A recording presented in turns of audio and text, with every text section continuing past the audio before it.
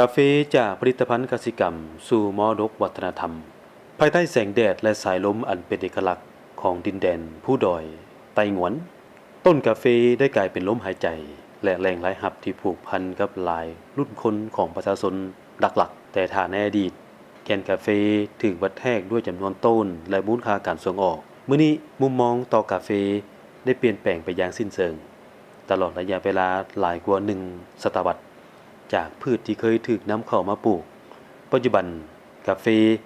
ได้ยังหากลงลึกในดินในจิตใจและลักษณะเฉพาะของประชาชนไต้หวันพืชชนิดนี้ได้ผ่านการเปลี่ยนแปลงอย่างน่าอัศจรรย์จนกลายเป็นส่วนหนึ่งของมรดกและเป็นทูตทางวัฒนธรรมที่เชื่อมโยงลักษณะเฉพาะอันโดดเด่นของชาติเวียดนามสู่สากลบ่เพียงแต่รู้จักประวัติศาสตร์ในแง่มุมของดักหลักนักค้นคว้าวัฒนธรรมเรื่องแทงเซิน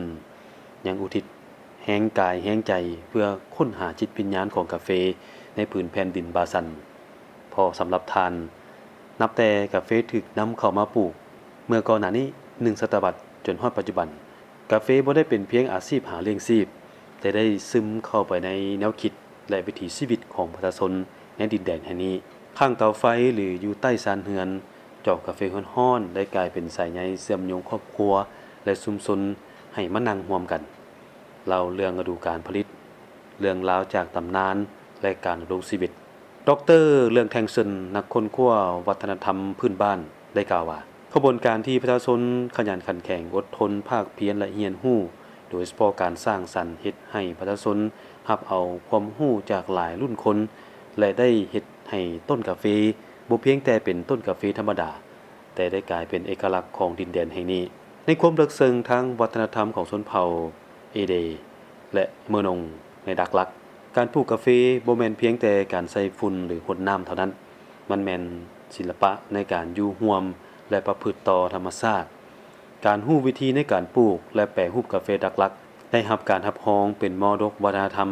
ที่จับต้องบ่ได้ระดับชาติซึ่งได้เปิดโฉมหน้าใหม่ให้แก่กาแฟท่านเยืองจุงกวกรองประธานสภาวิทยาศาสตร์ประวัติศาสตร์เวียดนามได้กล่าวว่าคนเฮามักเว้าว่าดินดีนกจึงมาอาศัยอาจเป็นไปได้ว่านี่แม่นดินดีทั้งในด้านดินฟ้าอากาศและสภาพดินดังนั้นต้นกาแฟจึงมายังหากอยู่บ่อนนี้และเติบโตอย่างแข็งแรงแต่สิ่งสำคัญกว่านั้นแม่นคนนับจากชาวเกษตรกรผู้ปลูกกาแฟจนไปถึงนักธุรกิจผู้พัฒนาและเผยแพร่กาแฟรวมทั้งด้านเศรษฐกิจและวัฒนธรรมเมื่อภูมิปัญญากลายเป็นมรดกที่ได้มาจากเม็ดกาแฟ